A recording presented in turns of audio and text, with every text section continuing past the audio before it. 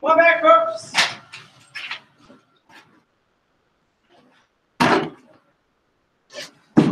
All right, everyone, let's go ahead and do another one of these. So we just did number 21. Let's go ahead and do number 22. And as we go, really identify and highlight what the information is that we're using so that when you go back and do more problems like these, you can always pinpoint what the information is. So I always recommend you begin the problem by just writing out the P, R, N, and T. So identify your information. So in this problem, it says find the amount of money in the account after 6 years. So we know T is 6. If 4,300, is this the same problem? No, we just did 4,300. What did we do? That's the last one. Oh, I'm on number 20. Oh, there we go. Okay, thank you. Find the amount of money. Let me try that again, folks. We're on number 20. We're on number 20. Find the amount of money in the account after 11 years. So T is 11. If 2,500 is invested. So, sorry, this is number 20. At 4% annual interest, so what do I write down for 4%? 0.04. No, 0.04, because you move the decimal twice to the left. And it's compounded semi-annually. So how often is that? Every 6 months. Yeah, every 6 months, but how many times a year? 2. So N equals 2. So once you've identified all of your information, now we go about just plugging everything in. So I know that my A equals, my P is 2,500. And then 1 plus my rate was 0.04 over N, which is just 2. And then 2 times 11.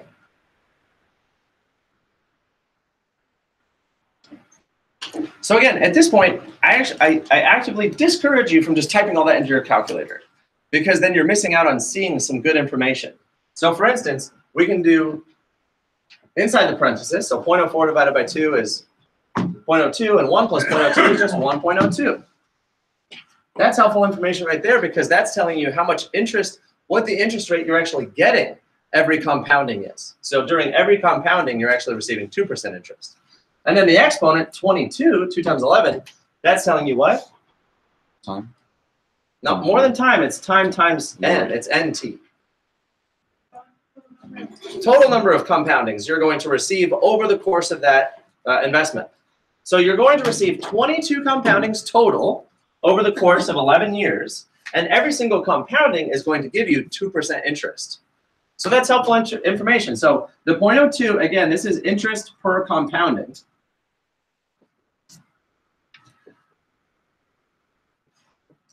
And then the 22 is the total number of compoundings.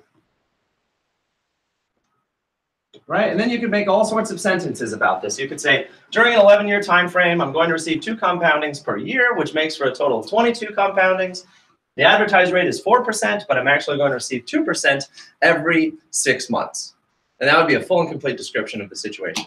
Now you could go ahead and type it into your calculator. Again, do the exponential first, because PEMDAS says to do the exponents before you multiply. So do 1.02 to the 22, and then multiply it by 2,500.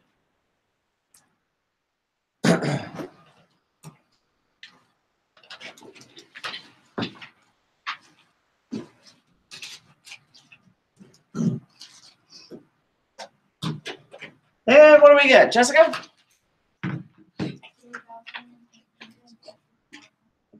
$3,864.94?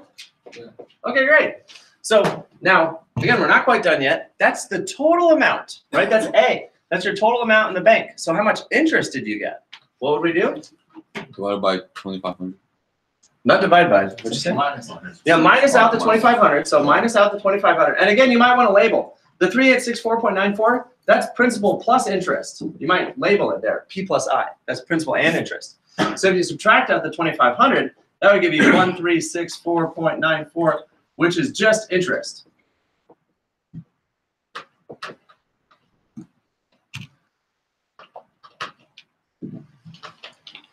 Now, there is one other thing that we could do right now that would be of interest. Okay. And that is, we know how much principal and interest we have. We know how much interest we earned. That's free money. But what else would we like to know is the APY.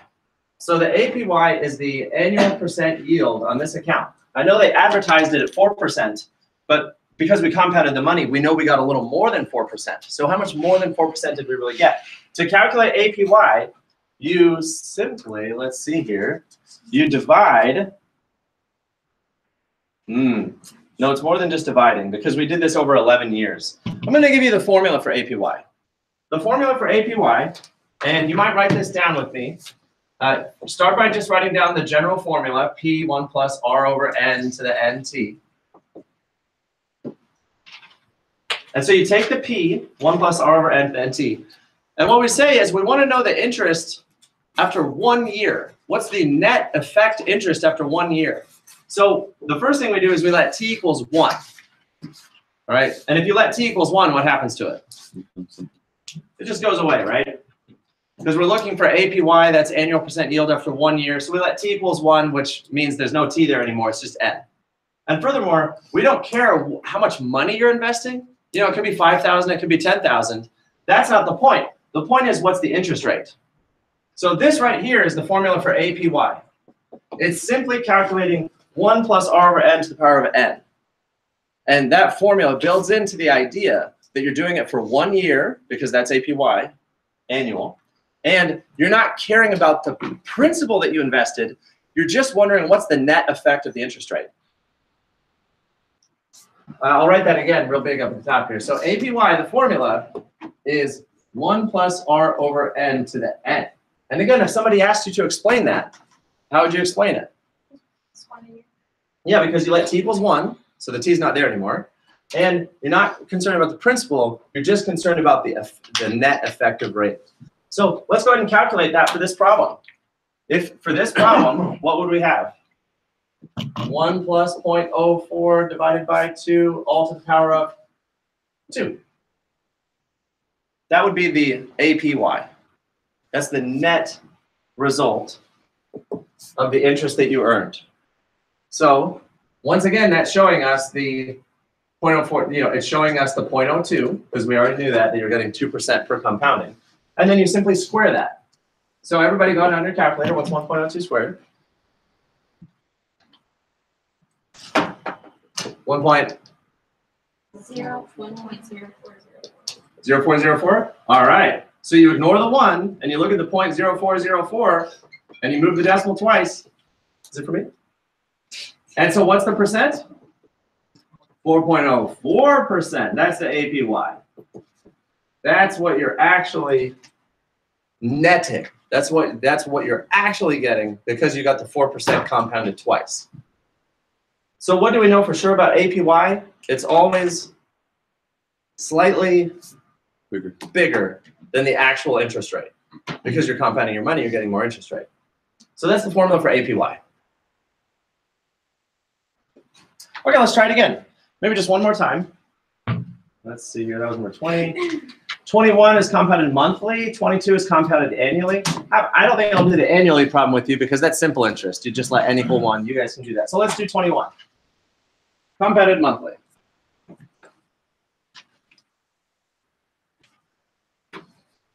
And we'll calculate the APY as well. Especially in this one, it's so much more interesting. 12 compoundings, the APY should be significantly a little bit bigger than the interest rate. So Here we go. Number 22? No, 21. Number 21. Find the amount of money in the account after 11 years, so still 11. 11 years. If 2,400 is deposited at 6%, so what do I write? 0.06. 0.06. And the number of compound, it's monthly, so how many compoundings? 12.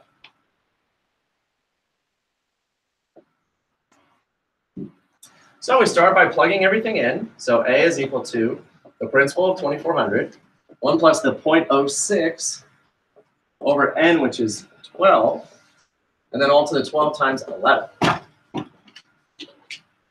First thing you always want to do is just plug everything in.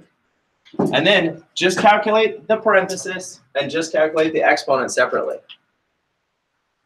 Because that's giving you information about the problem. So what was the 0.06 divided by 12, Jackie?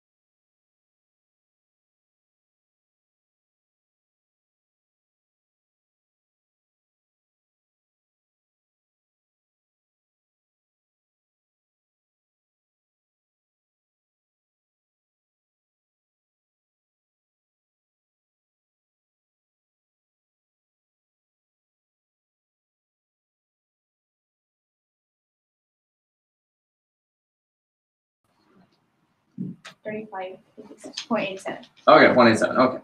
Did anyone else get 4635.87? Okay, I see some nodding heads.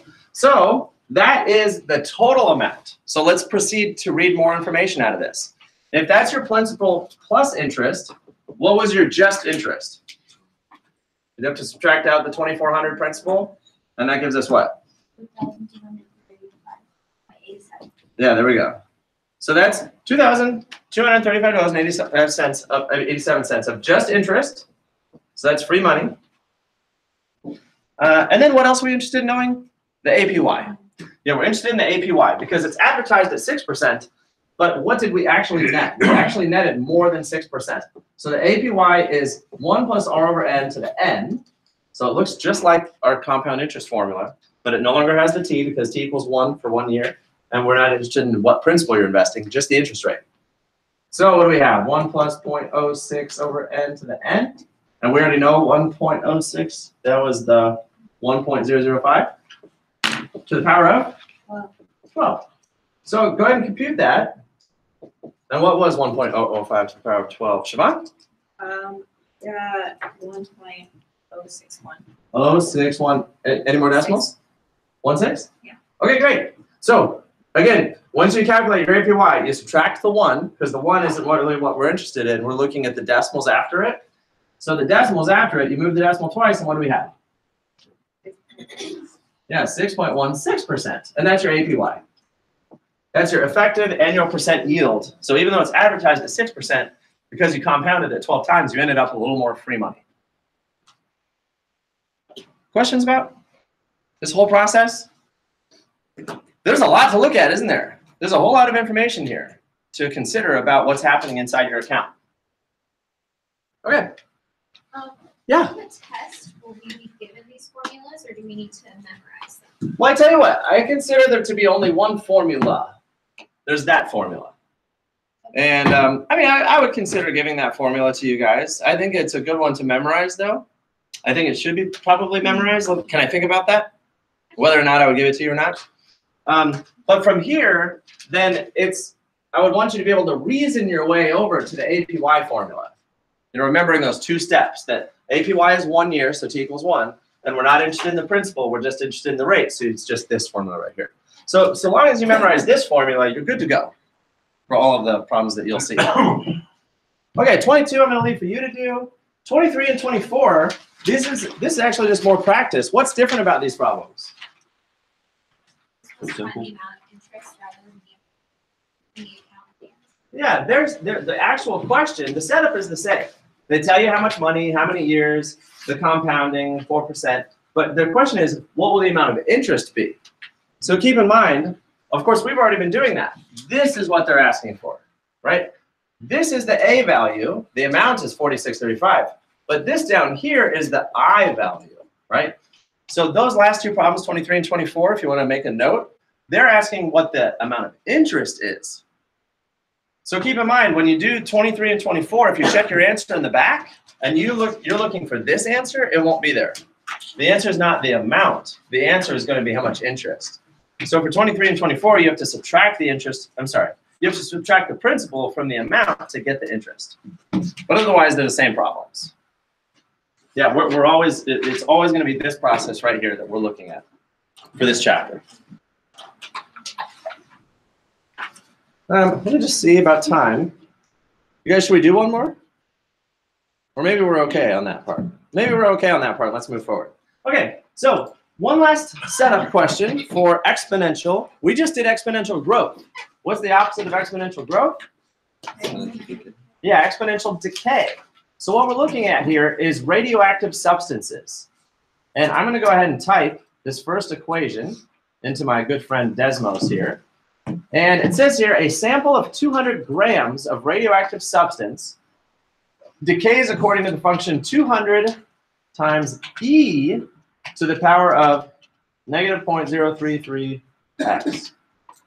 And let me go ahead and show you guys this. Oh, I need to change my window.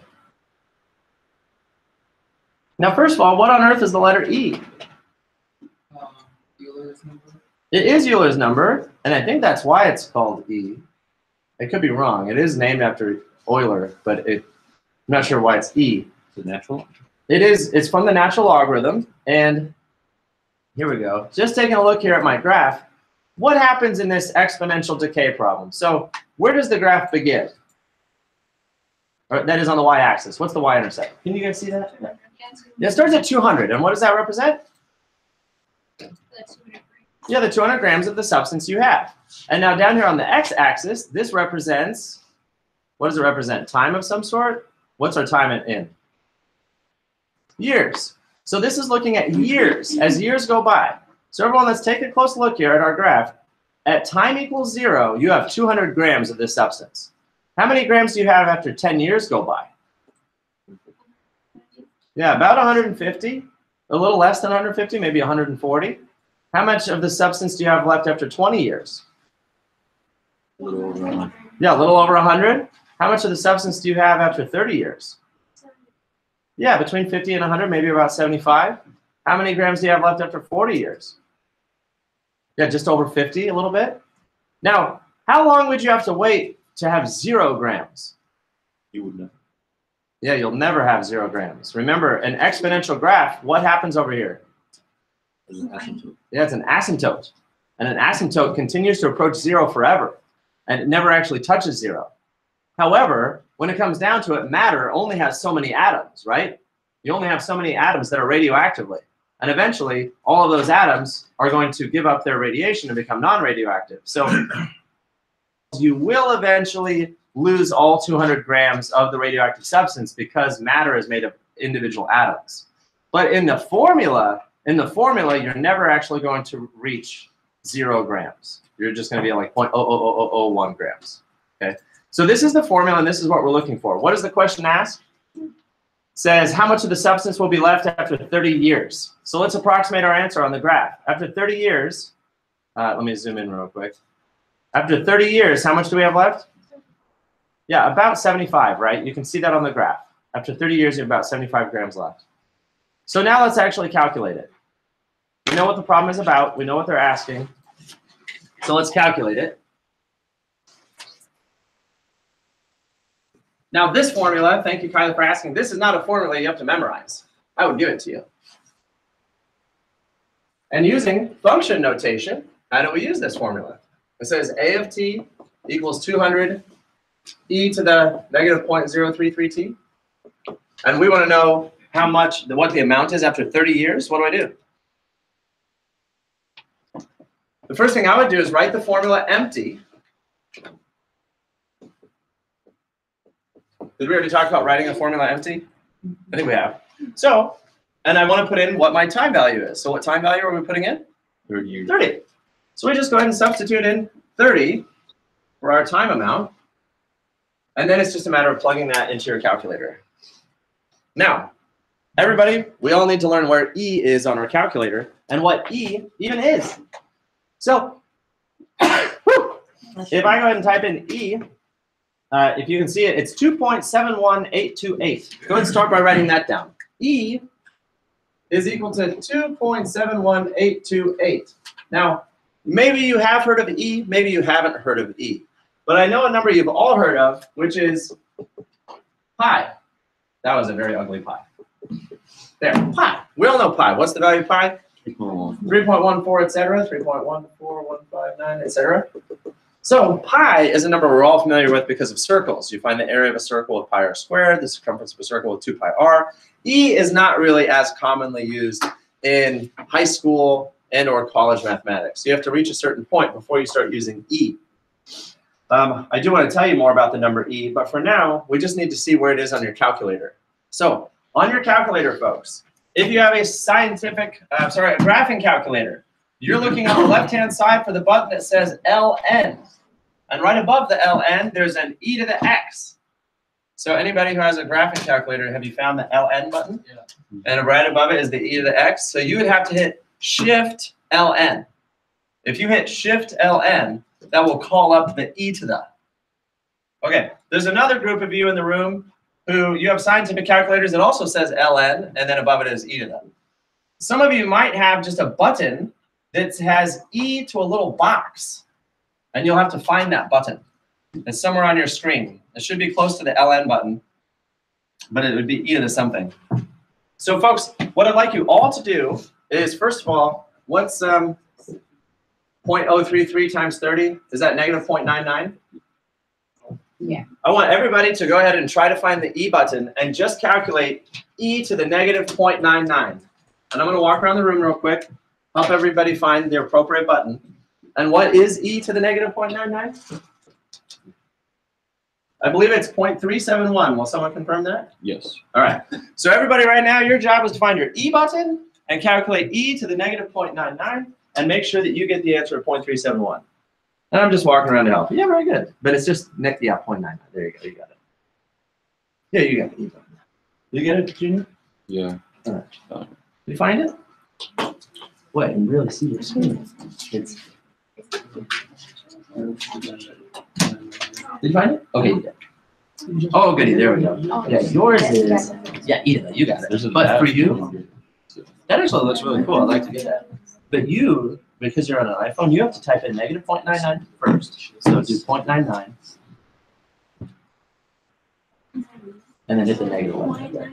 The plus or minus right there. Okay, there we go. Now hit E to the X. So you have to do it backwards, Sarah. You type in the number and then E to the X. Are you going to use this calculator? I'm trying to use both. Okay, there's your E to the X. Yeah. So for you, second E to the, and then negative 1. But you see, you put in the 200. I was just doing it. Oh, okay. I got you. Okay. Did you find it? Okay, great. You find it? Yeah, you found it. Oh, but that doesn't work out. It's 0.9. E to the negative 0.9. There's a decimal. 0.99. Yeah, that's it. Yeah, E now put in parenthesis. Negative 0.99. Parenthesis. You get it? Yeah, you got it. You get it, Nathan? Yeah. All right, John? Yeah. You get it? Very good. And you got it? You got it? All right. You got it? Yeah. Oh. How's it? Okay. You got it? All right. Good. That's it? Got it? Great. Oh, so on an iPhone, you have to type in the because then look at it. So you just have to remember to go backwards. Type the exponent, then you got it. Door, great, door. Door, then. So this year, here's your Allen button, there's your theta. You go second theta, and then you press this. What's this? That gives you the point. And then we would multiply that times 2. I just say, right? It's right. Yours is a, yeah, unfortunately, iPhones are backwards. So, and then, and then, 600 the exponent, and then you multiply by 200. Okay, so everybody, you all successfully found your E button. Now that you have e to the negative 0.99, which is your 0.371, now multiply that times the 200. All right, remember, in your calculator, you're always going to do the exponential part, which is the E in PEMDAS, and then do the multiplication part, which is the M in PEMDAS. So it's always got to be exponent and then multiply. And what's your answer? Oh yeah, 74 point something, which was the answer we were expecting. What was the something? 315. 3-1, okay. All right, well, there we go, folks. That's 74 grams. That's how many grams of substance you have left after the end of 30 years. All right. So the next problem is just like it. So go ahead and try that one. It's good practice right now to remember and remind yourself how to use that E button. So number 26, we're doing a slightly different function, but it's the same idea. Yeah. Number 26 is confusing. Say round to the nearest 100. Oh, thank you so much for reminding me. Kyla, that is a typo. Years. Yeah, that's a typo. This should say round to the nearest gram. Oh, okay. Yeah, very sorry. And in fact, see this problem, number 26, I edited it from the problem that the program gave, and I changed it to this problem, and I forgot to change the word year.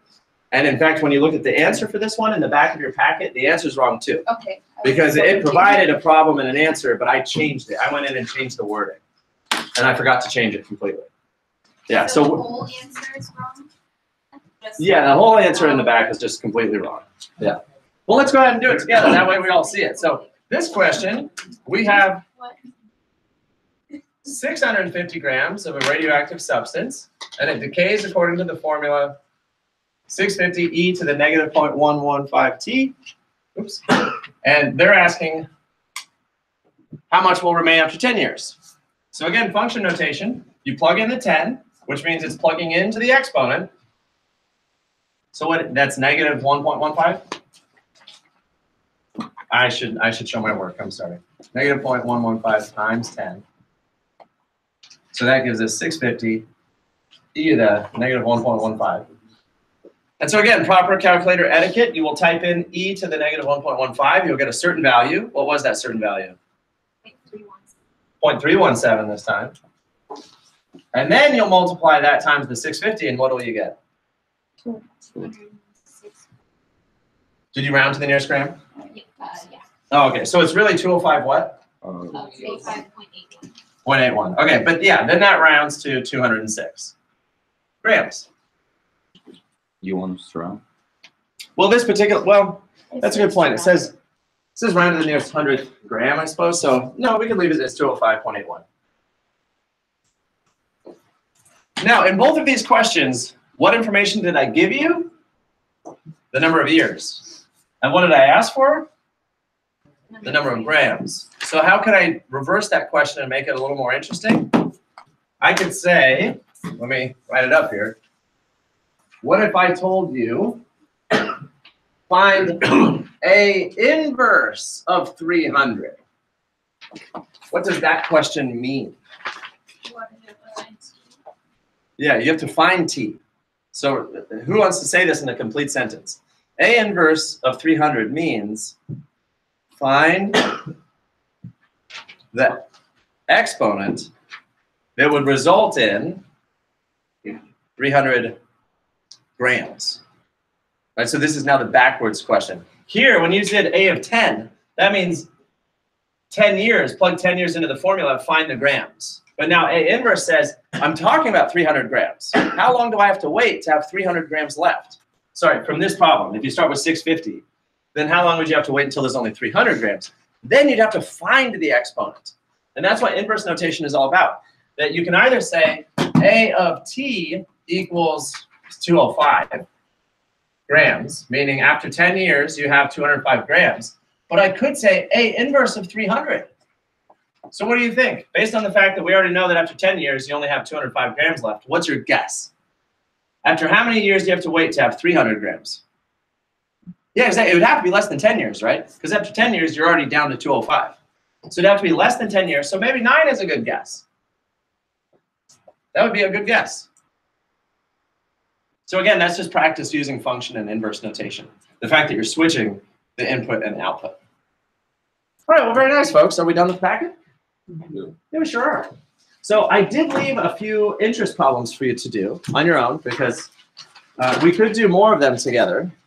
But I think maybe in the interest of time, because class ends at what, 9:50? Yes, we have 10 minutes. Let's just take a peek at your practice test because I'd like to remind you that everything is due on Thursday. So both practice packets, chapter 5 and chapter 11, every single problem. Folks, do every single problem. Because remember, I take off a point for anything that's blank. Bring your practice test. That also has to be completed, every single problem. And then all of your online homework is due on Thursday as well. So Thursday is our test. So here's your practice test. Just glancing through it real quick, does anyone see one in particular that you'd like to ask about to clarify? I promise you that I took all of these problems from your practice packets and just changed the numbers. So would anyone like to ask a particular question? You know, to clarify anything? Kylie already asked a question about formulas. The interest formula, I would really like you to memorize it, but I'm still thinking about whether or not I'll give it to you. Rika, what's your question? The exponential decay or the money? Oh, okay. Well, I'd be happy to do one with you. Let's do that on the practice test. Thank you, Rico. Let's go ahead and do the practice test one, folks. I'm going to help you with an answer right here. Number 24 on the practice test. Thank you, Rico. Great question. So, is that the same problem? No. Yeah. No, it's not the same problem. It's darn near the same problem, but it's a little different because this one's after 10 years instead of 9, right? Oh, wait, no. Is it the same? The 200 still. It's just 200 is different. Yeah. Okay. All right. Okay, so Rico and everybody, a sample of 200 grams is decaying according to this function. So we have A of t equals 200 e to the negative 0.0332. Now, first of all, folks, what does the 200 represent again? Yeah, the 200 grams. It's your initial value. 200 is the initial value. That's how many grams you have when t equals 0. That's how many grams you have in the beginning. So this is your initial value. And in fact, let's try it. What if I make t equal 0? What's 0 times 0.033? 0. And what's e to the power of 0? 1. And so 200 times 1 is 200. So indeed, when time equals 0, you have 200 grams of this substance. Okay, so what do we want to know? 10 years later? So you write the function notation empty. A of something equals 200 e to the negative 0.033 times something. And what number am I going to plug in, Rico? Yeah, I'm saying, what is the amount after 10 years? That's how you read this. This is actually a complete English sentence right here. A of 10 reads, what is the amount of the radioactive substance after 10 years? That's what they're asking. Okay, so now we type that in, or we would plug in the 10. And so I would type that in one piece at a time. 200 e to the, what will that be? Negative 0.33? So it's e to the negative 0.33. So first type that into your calculator. And what is e to the negative 0.33, Rico?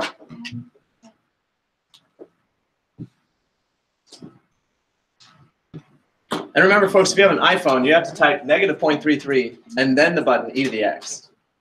What did you get, Rico?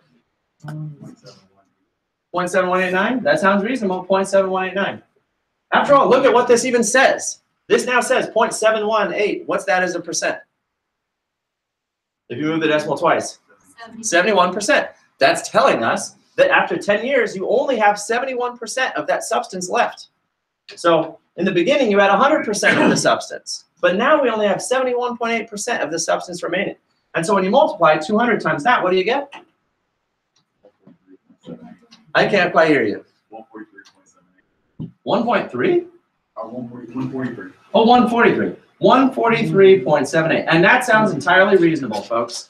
Because if I have 71, maybe 72% of 200, 143 sounds like that. So that's how many grams are remaining. And again, folks, that's why it's so interesting to calculate the exponential before you multiply times 200, because that gave us extra information. That means that 71.8% of the radioactive substance remains, which happens to be 143.78 grams. I'd like to pass out your quizzes. All right, so I've got your quizzes here. I'm going to pass them out. As I said before, I wrote feedback on it. So I didn't just mark you off, I showed you the proper solution. So please take some time and review your quiz. And if you have any questions at all, come see me. And most importantly, about half of you still need to come to my office hours. I recommend today is the day. You should go ahead and just stick with me and follow me over to my office, and you can satisfy that office hour requirement. One more thing, folks, to tell you about this quiz.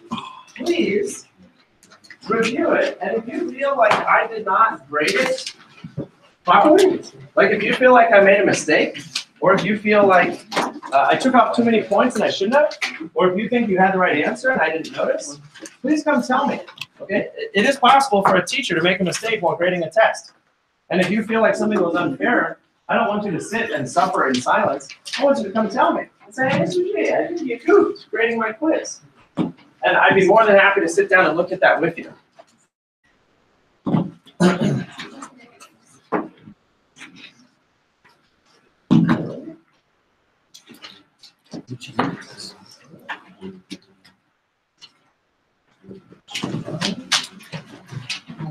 Nathan?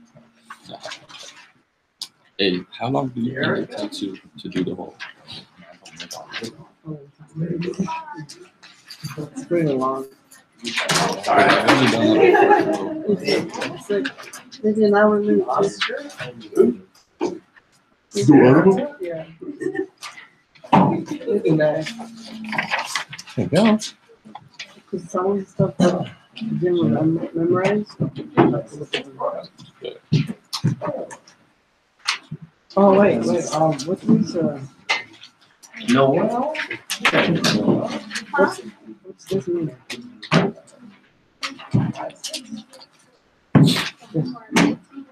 Compounded annually. Is it daily like this? No, you just remember the step where he's like, Yeah, she said on here. I don't know the annually. the annually one is just one. Right? Here you go, Sam. Okay, folks. One more announcement, if I could have your attention one more time. We still have 2 minutes of class.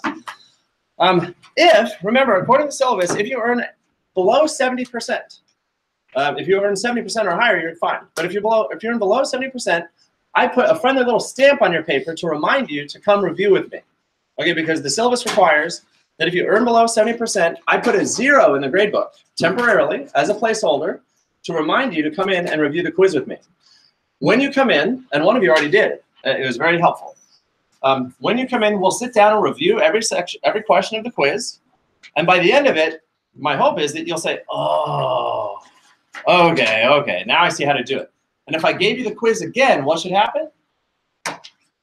After we review, if I let you take the quiz again, you would get 100. That's the idea. That's my hope and why I require you to come in if you earn less than 70, because I want to review it with you so that now you've got this information locked and loaded for the test, right? So if I gave you a nice little stamp on your paper, remember, you have to come up and see me sooner than later because the test is on Thursday. So I want to review that material with you and help you feel more confident. Okay, if anybody has it. Yes, Junior. Oh, it's Oh, okay. All right, well, thank you very much, folks. If you have questions, please come see me.